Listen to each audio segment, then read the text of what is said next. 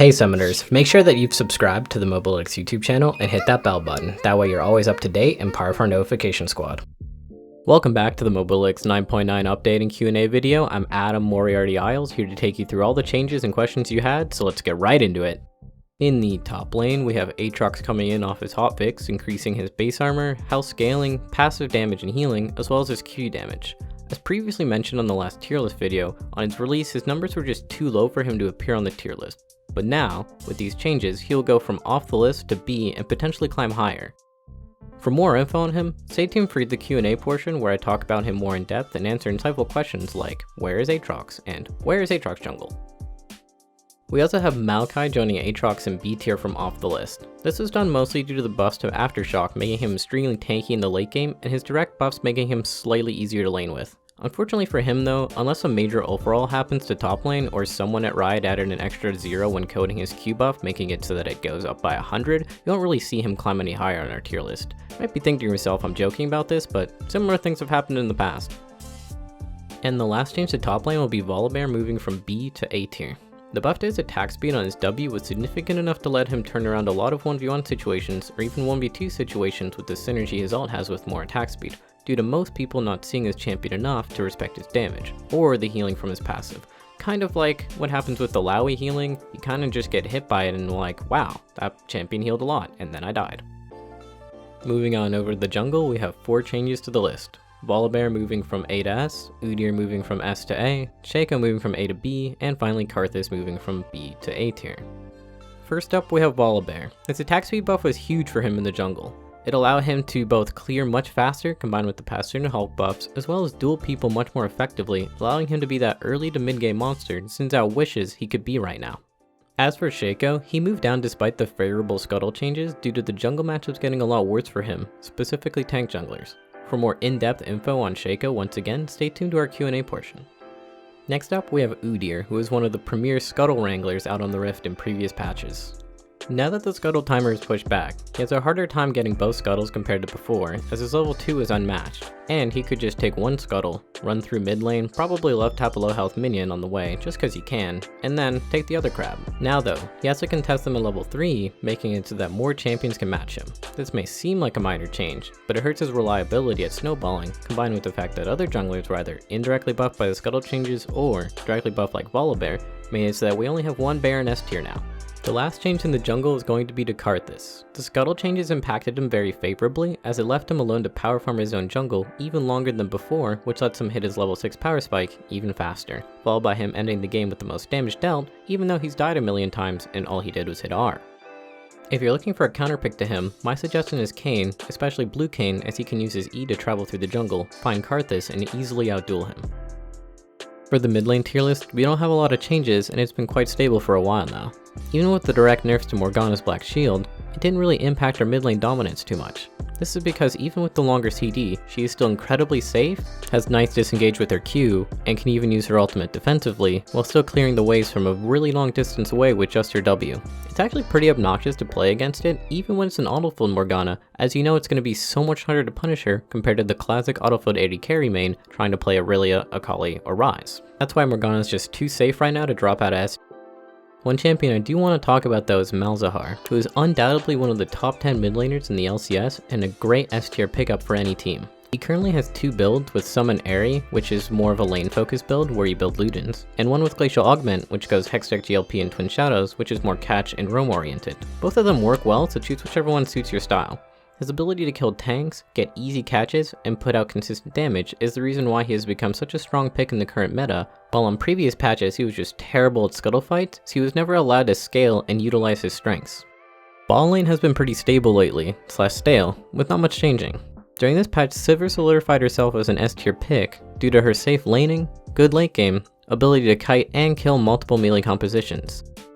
As of right now, it isn't uncommon to find at least 3 melee champions on your team, or the enemy team, which is a perfect meta for Sivir, as she is great at both killing melee champions or helping them engage with their ultimate.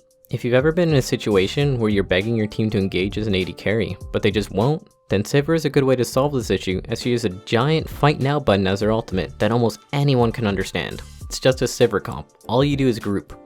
The only other noteworthy champion for this patch update was Ezreal, as his win rate went up when people started doing his new build and he got the buff to Muramana for 10 AD.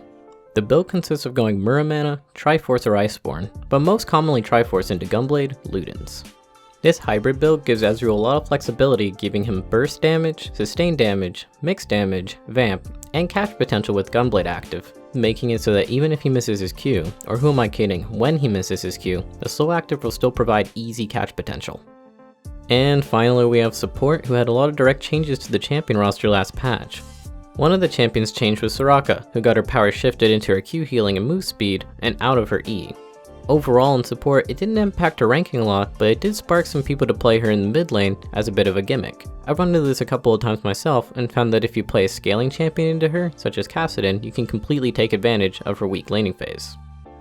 Another champion that received direct changes was Morgana, who got her Black Shield nerfed both in durability and cooldown. We initially thought that this would push her down to A tier, but with how popular some of her best matchups are, which examples of this are Thresh and Nautilus, who are both the first and fourth most played supports on this patch, she is still S tier due to that, and her ability to completely nullify the effectiveness of both of those meta picks. Those are the reasons why Morgana should have stayed S tier instead of going down to A. Similarly, Leona is one of our picks of the patch and was predicted to move up due to her synergy with the new version of Aftershock and the lower priority on Morgana. But due to Morgana not getting that much weaker, and the new version of Aftershock being not that amazing, she should have remained B tier instead. That's -1 point for Hewitt, and for any of those who are curious, we do in fact internally keep track of which picks of the patch turn out to be correct predictions. If you would like us to actually post those rankings, let us know in the comments below. For the Q&A portion of this video, we will start off with a question from Tsukuyomi Yusu from YouTube, who asks, "So how do I know what's better, Mobalytics or Proguides?" This question is a bit tricky to answer without bias, but I'll do my best. The main difference is the fact that Mobalytics has 2 tier lists, while Proguides has 1. This makes it so that the Mobalytics tier list can be a bit more specialized in how they rank things, while Proguides has to juggle overall champion strength in pro play, high elo, and low elo, which are different enough to have their own tier lists in my opinion. The central goal of our company and product is to help players of all skill levels improve, and we're really trying to apply those principles to our tier lists as well. As for the credibility of either list, I can't comment on much outside of the fact that for the Mobalytics list, you know exactly who works on it. It's me, Moriarty, Prohibit, who is another challenger level player, Will, a Diamond 1 support main, soon to be Masters hopefully so he can stop hearing me make fun of him during my profile reviews on the Mobalytics stream on 1 PST on Thursdays and Fridays, as well as other guest analysts such as Midbeast or Peckinwolf. Lastly, I'm confident that I can 1v1 anyone on the Proguides tier list team, so I'll just leave it at that. Our second question comes from multiple sources. Vincent Keem, Omari Chikwara, and Kanta Sifa from YouTube ask, so where is Aatrox? Is Aatrox playable in low elo? And where is jungle Aatrox? I think it's pretty good. To answer these, I'll mention that with the hotfix to Aatrox, he is now a real champion again. Before the hotfix, his early game was just too weak, but now it's more stabilized and manageable, allowing him to scale better into the skirmish phase. This allowed him to shine more in the top lane, which is why we have him in B tier during the update. As for the other roles, I noticed them being played both in jungle and mid lane by high rated players such as Clid and Abdel, but stat wise, these champions have always struggled at lower levels of play in mid lane and jungle, so for now we're holding off on adding them to either role's tier list. But he will be added to the high-elo tier list next patch, and potentially the regular tier list in the jungle if his win rate continues to climb. Also, I'm gonna be honest, it will take some time for Aatrox players to adjust to his new ultimate, as I just laugh every single time I see one of them pop their ultimates without even a chance of getting a takedown and just watching them die during the transformation. Our next question or comment comes from Ash Banani from Facebook, who says, Riven is severe XD, ha ha ha, what a joke. To which I would say, I mean yeah, it is a bit of a joke that her power's gone so out of hand that people don't think she's that hard anymore. The major point I want to get across here is that Riven's current power level is so high that she can ignore having to properly play the champion and doesn't have to do a lot of the mechanics that she normally has to do to get kills. So the perception of her is that she's currently very face roll and has always been easy, to which I would say is partially right. Currently she is very easy to play because she's so strong. But when she's in a normal state, you're required to utilize all of her kit to actually score kills, making it so that she's in fact a severe difficulty champion. When we do our difficulty rankings, we actually judge the champion's average state of power and their kit rather than their current power, because sometimes Riot just overbuffs something and it would be strange just to change the difficulty every single time to accommodate for that. For our next question, Thomas from Discord asks, what supports do you think would be best with Veigar? Cause I love playing him and I think as ADC would be really fun and it would be basically the same build, ?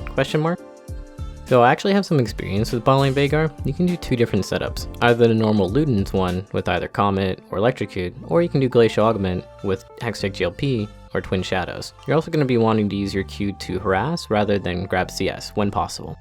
As for which support goes best, avoid enchanters and go with supports that have displacements like Alistar, who is by far the best support with ADC Veigar, as well as Pyke or Thresh. The reason for this is you can just lay down your cage to trap the animals on the enemy team inside of it, and then use Alistar Headbutt to knock them into it. Since you can't dash through Event Horizon, the Headbutt just acts like an extra stun when the enemy team face plants into it, giving the Alistar Veigar combo a lot of kill pressure and CC lockdown, especially once it hits 6. And let me know how the Veigar Alistar combo goes, as I think it's actually really good. And the last question / comment comes from Leonard Simcoe on Instagram, who says, Shaco isn't good anymore, just saying. And I'm just saying, you're right, he isn't. And I thank you for your feedback, as we actually discussed this after reading your comment and agreed that he should be moved down to B tier. The reason being that Shaco just performs worse when tank junglers are around, and though the scuttle changes help Shaco, they help tank junglers more, making it so that we misplaced him in A tier. He just isn't able to realistically kill Aramis, and one misstep and he gets CC'd and die, leaving him with little room for error in the current jungle meta. Thanks for watching our tier list update and Q&A video for 9.9. If you have any questions, feel free to leave them in the comment section below, or come to our Discord server in the link provided where you can ping me in our tier list discussion channel. Don't forget to try out Mobalytics today at mobalytics.gg, and I'll see you summoners out on the Rift.